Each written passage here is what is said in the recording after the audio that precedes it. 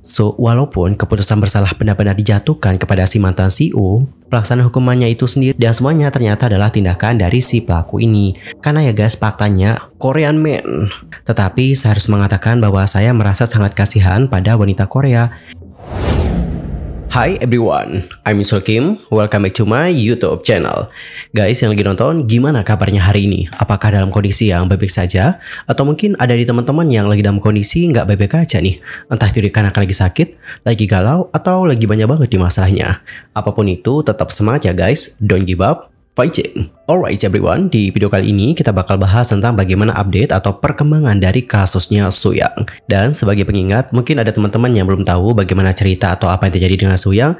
Aku rekomendasikan kalian itu nonton dulu part pertama sama part kedua. Alright, nah di video kali ini kita bakal bahas tentang perkembangannya saja guys. Dan salah satu update-nya adalah mengenai bagaimana sang kuasa hukum dari Suyang yang sudah meluruskan beberapa hal. Jadi guys, ceritanya untuk kuasa hukum dari Suyang yang bernama Kim Taeyeon itu melakukan wawancara bersama dengan penyiar yang bernama Park Gui-bin di radio YTN pada tanggal 12 Juli 2024. Di awal wawancara, Park Gui-bin itu meminta sang kuasa hukum untuk menjelaskan secara singkat mengenai apa yang terjadi dengan Suyang. Kim Taeyeon lantas menceritakan ketika Suyang lagi cuti dari universitas, Suyang ini bertemu dengan CEO dari agensi sebelumnya dan mulai berkencan dengannya. Singkat cerita, ada waktu di mana Suyang berniat untuk putus, namun Suyang itu diancam dengan menggunakan video yang direkam secara ilegal.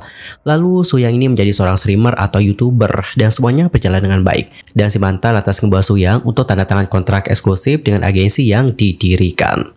Setelah itu, berbagai kejahatan seperti penyerangan hingga SH dilakukan oleh si mantan pacar kepada Suyang. Kejahatan tersebut juga berlangsung dalam jangka waktu yang lama dan Suyang berada dalam keadaan tak berdaya dan gak bisa berbuat apa-apa. Kemudian ya teman-teman, Taeyeon itu mengungkapkan bahwa sebenarnya Suyang itu sudah nuntut pelaku pada November 2022 dan kasusnya berakhir saat Maret sampai April 2023 di saat pelaku memutuskan untuk mengambil pilihan ekstrim. Adapun Suyang sebenarnya ya nggak mau mengungkapkan hal ini kepada publik. Namun ketika ada YouTuber lain yang membagikannya tanpa sepengetahuan Suyang, ia pun lantas melakukan klarifikasi agar sesuai dengan fakta yang ada. Kemudian sang pembawa acara lantas bertanya kembali untuk memperjelas dengan mengatakan seperti ini.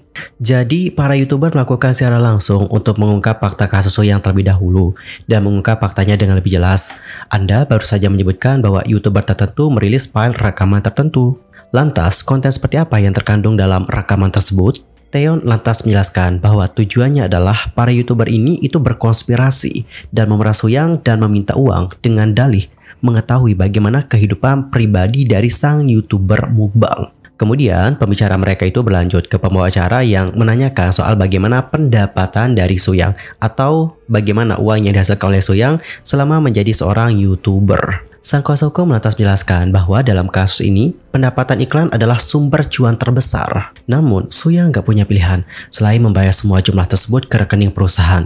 Terlebih, semua kontraknya sudah ditandatangani oleh perusahaan. Jadi ya guys, dari sisinya Suyang nih, meskipun mungkin dia itu muncul di sebuah iklan, dia nggak tahu persis berapa biaya iklannya atau bagaimana pembayarannya. Suyang nggak tahu guys akan hal tersebut. Dan hal-hal ini itu terakumulasi. Jadi ketika mereka menghitung dan memperkirakan pada saat itu, kuasa hukumnya menilai bahwa sejumlah penyelesaian itu lebih dari 4 miliar won telah dikirimkan. Dalam kata lain, jumlah pendapatan Suyang yang diambil sama pelaku kurang lebih 4 miliar Korea won. Ada yang tahu 4 miliar Korea won kalau dirupiahkan berapa? Ntar komen ya di kolom komentar. Kemudian kuasa hukumnya juga menjelaskan nih guys bahwa ada proses untuk merevisi kontrak yang gak adil tersebut. Jadi pada saat itu Suyang sadar bahwa ia gak dapat melarikan diri nih dari kontrak ini. Namun dikarenakan ada beberapa bagian dari kontrak yang gak adil, dia pun ingin mengubah bagian tersebut dan meminta saran dari kuasa hukum. Namun pada kala itu nggak diungkapkan bahwa yang meminta saran itu adalah Suyang. Dikarenakan seorang karyawan dari agensi melakukannya secara anonim. Jadi untuk karyawan ini nggak mengungkapkan bahwa yang minta saran ini adalah Suyang, nggak teman-teman. Kemudian ya teman-teman, kuasa hukum ini pun lantas mulai meninjau bagaimana kontraknya. Dan menurut mereka, kontraknya itu sangat aneh. Dan Taeyeon juga nggak punya pilihan selain mencari tahu tentang bagaimana struktur penjualan dan juga semacamnya. Dan ya guys, ketika dia melihat bagaimana perkiraan penjualannya, Taeyeon itu berpendapat bahwa ini tuh nggak bisa diterima bagi seorang artis ataupun talent untuk memiliki kontrak dengan cara yang nggak menguntungkan. Dan melalui proses itu, kemudian mereka dalam proses pembicaraan dan karyawan akhirnya menyebutkan bahwa artis agensi itu adalah Soo-young. Jadi guys, saat itulah dia tahu bahwa ternyata artis yang meminta saran ini adalah Soo-young. Begitu.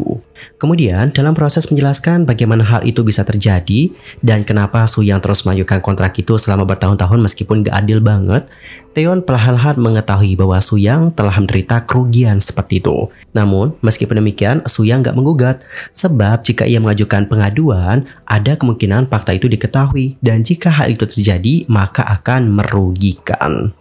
Park Gui-bin itu lantas melanjutkan pertanyaan dengan mengatakan seperti ini. Tapi ya, pelaku kasus pidana yakni mantan CEO agensinya kan telah deward ya saat kasusnya sedang berlangsung. Dan kasusnya juga nggak dilanjutkan nih. Jadi apakah kasusnya udah selesai sekarang? Taeyeon lantas menjawab nih guys bahwa faktanya begitu si mantan CEO deward, pelakunya kan nggak bisa lagi dihukum nih dan bahkan penyelidikan juga menjadi sulit. So, walaupun keputusan bersalah benar-benar dijatuhkan kepada si mantan CEO, pelaksanaan hukumannya itu sendiri nggak mungkin teman-teman dilakukan karena kan untuk orang yang mau dihukum juga udah deward ya, gimana mau dihukum coba? Dan pada akhirnya niatnya adalah untuk menutup masalah ini karena nggak ada manfaat jika untuk melanjutkan. Begitu Yorobun.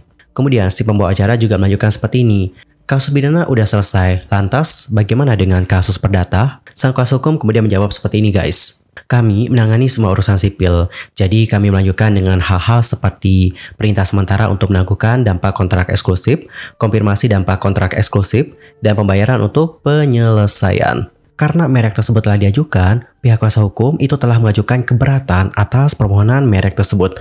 Dan keberatan terhadap permohonan merek dagang itu baru saja diterima. Dan pihak kami atau pihak Soo-young itu mencapai kesepakatan dengan perwakilan agensi sebelumnya mengenai kontrak eksklusif dan pembayaran penyelesaian. Dan diselesaikan dengan kesepakatan tanpa keputusan dari pihaknya Soo-young. Lanjut ke pertanyaan yang berikutnya, di sini pembawa acara bertanya seperti ini guys.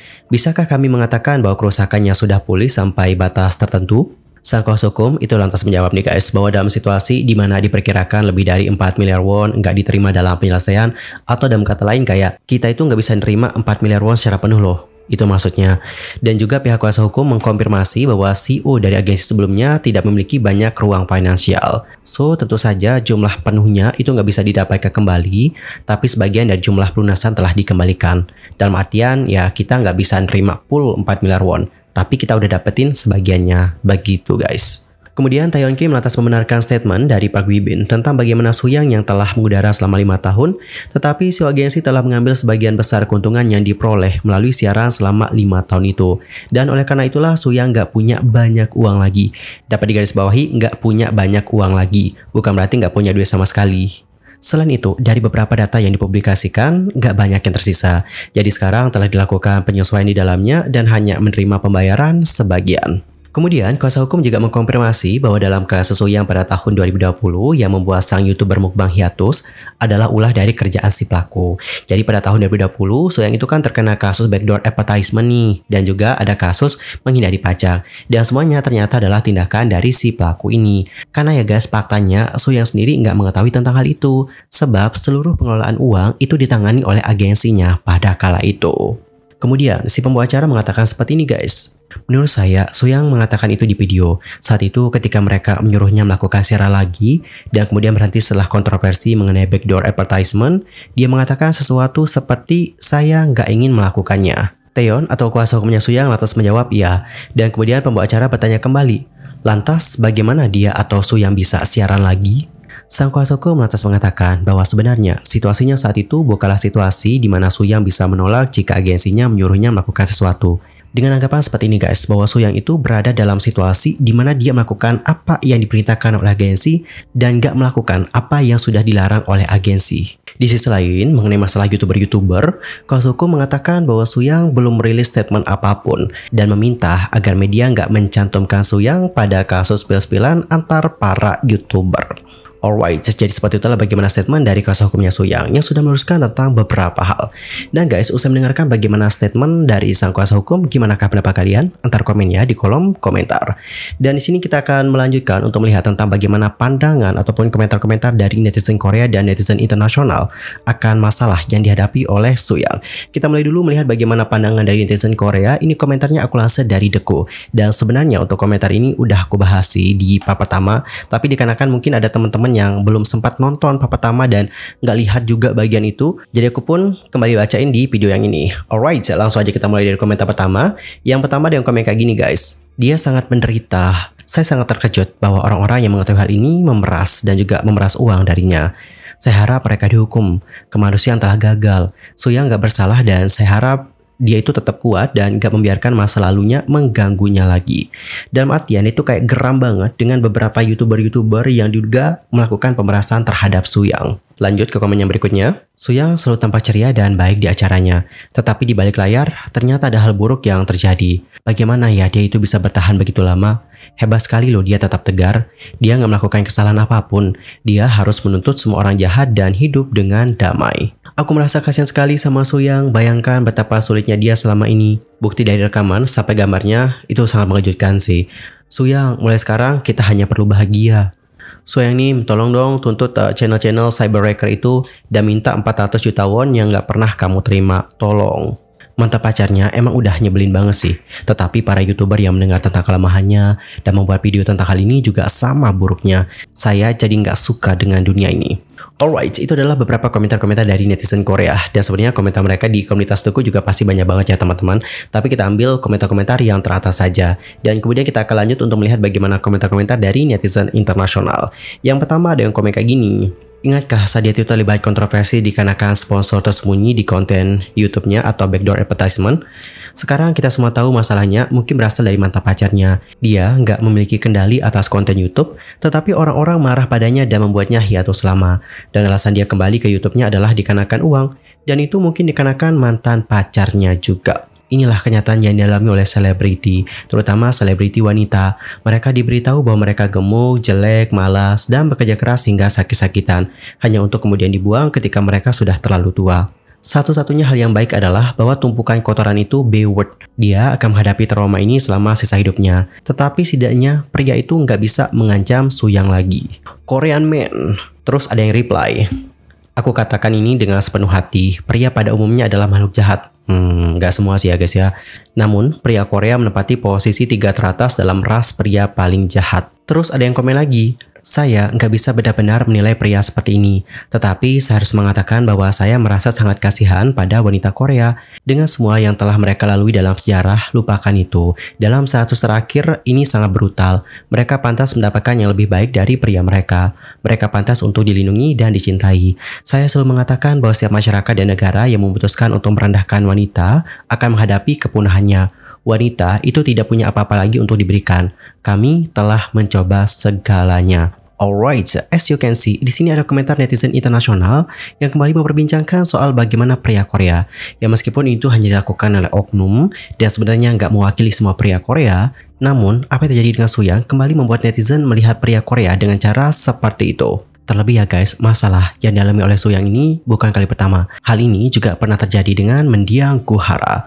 For your information, pada tanggal 13 September 2018, Hara itu terlibat perkelahian fisik dengan sang mantan yang bernama Choi Jong-bum. Dan pada akhirnya, si cowok ini melaporkan Hara atas tuduhan penyerangan. Namun, Guhara membalas klaim tersebut dengan laporan yang menyebutkan bahwa si mantan ini itu memerasnya dengan sebuah video ilegal. Ya, kurang lebih sama seperti apa yang terjadi dengan Suyang yang diancam dengan video. Pada akhirnya ya, kedua laporan ini dilimpahkan ke kejaksaan. Namun kasus Guhara ditangguhkan. Sementara untuk kasus Choi Jong-bum itu diteruskan ke pengadilan. Dan pada tahun 2019, si mantan ini dituntut dikarenakan dinilai melanggar undang-undang khusus mengenai kejahatan seksual, yaitu mengambil video tanpa persetujuan atau video ilegal. Kemudian dituntut atas penyerangan, intimidasi, pemaksaan, dan perusakan properti. Alright, jadi kurang lebih seperti itulah yang terjadi dengan Gohara pada kali itu guys. Dan usai melihat bagaimana kasusnya Soyang, gak sedikit dari netizen yang teringat dengan kasus yang dialami oleh mendiang Gohara. Anyway, kalau kalian sendiri gimanakah pendapatnya usai mendengarkan kasus yang satu ini? Entar komennya di kolom komentar. Cukup sekian untuk hari ini dan aku mohon maaf jika ada kesalahan, baik itu dalam ucapan, sikap, tindakan, dan mungkin ada kesalahan informasi, mohon koreksinya ya. Sampai jumpa semuanya dan selamat beraktivitas. Goodbye everyone, bye-bye.